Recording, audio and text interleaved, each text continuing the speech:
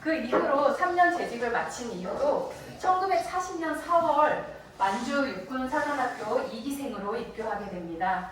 그 이후에는 일본 육군사관학교에 편입하고 또 현재 육군사관학교인 조선경비사관학교로 진학을 하시게 되고 이때 3등이라는 뛰어난 실력으로 졸업을 하시게 됩니다. 군인의 엘리트 코스를 갖게 되시고요. 그럼으로써 장교로서 탁월한 리더십과 그리고 통찰력을 발휘하는 그런 군인의 길을 걷게 됩니다. 앞에 보이시면 만주 군관학교와 일본 사관학교 때 찍은 사진도 보실 수 있습니다. 이렇게 군인의 길을 걷기 시작하는데요. 당시 3군단 포병단장 시절에 부하 장교들에게 종종 하셨다는 말씀이 있는데요. 저 벽면 상단에 보시면 하신 말씀이 있습니다. 귀와 입으로 일하면 아무것도 되는 일이 없다. 다리와 눈으로 일하라. 명령은 5%이고 확인과 감독이 95%이다.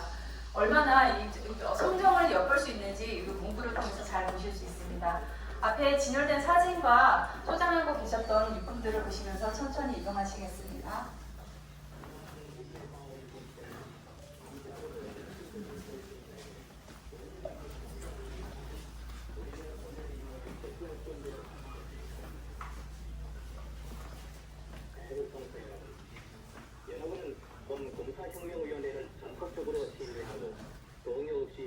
이후에 1961년 5월 16일 그 무능하고 부패한 정권에 대해서 더 이상 이제 미래를 맡길 수 없다라는 의지를 가지고 뜻이 맞는 장교분들과 5.16 혁명을 일으키게 됩니다.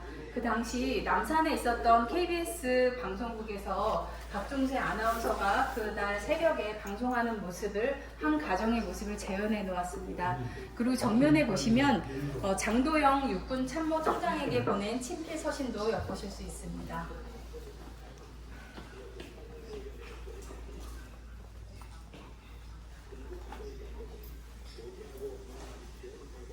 네, 5.16 혁명 후에는 국가재건 최고회의 의장으로 임명이 되셨고 앞에 보이시는 사진 중에는 이분이 박정희 의장이십니다. 그리고 최고의원들과 함께 찍은 사진이시고요. 63년 12월까지 2년 7개월 동안 경제발전과 산업화 그리고 수출 진흥을 위한 기틀을 마련하게 됩니다. 그 당시에 사회 5대 악이라고 규정한 것이 있었는데요. 마약, 도벌, 사이비 기자, 그리고 깡패 이런 것들이 사회 5대 악으로 규정이 되면서 사회 기틀을 마련하는 노력을 하셨고요. 앞에 보이시는 사진처럼 케네디 의장을 접견하고 국가 재건을 위한 여러 가지 시찰을 하시는 모습을 보실 수 있습니다. 또 2년 7개월 이후에는 5.16 혁명을 일으킨 책임자로서 그 책임을 통감하고 그에 대한 결실을 맺기 위해서 1963년 8월 30일 정면에 보이시는 곳입니다. 강원도 철원에 있는 군탄공원에서 저녁식을 갖게 되는데요. 그 당시 사진입니다. 이 저녁식이 있던 날 이곳에서 하신 유명한 말씀이 있습니다. 다시는 이 나라에 본인과 같은 불행한 군인이 없기를 바랍니다. 라는 말씀을 남기셨고요.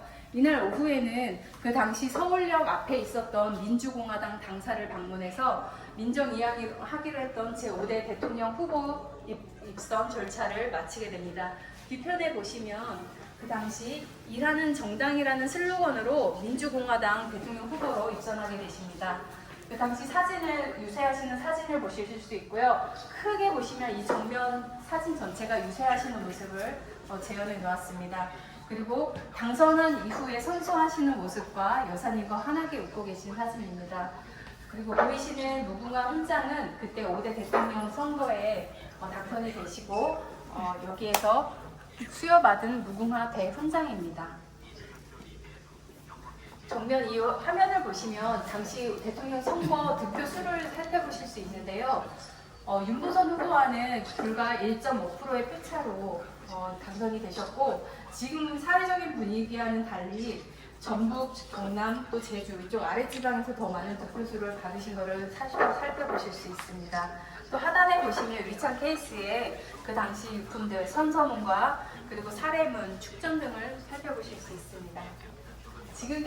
여기까지가 일전 시간이었고요. 향후에 어떠한 그 정책들을 펼쳐나가셨는지 이 전 시간으로 이동하겠습니다.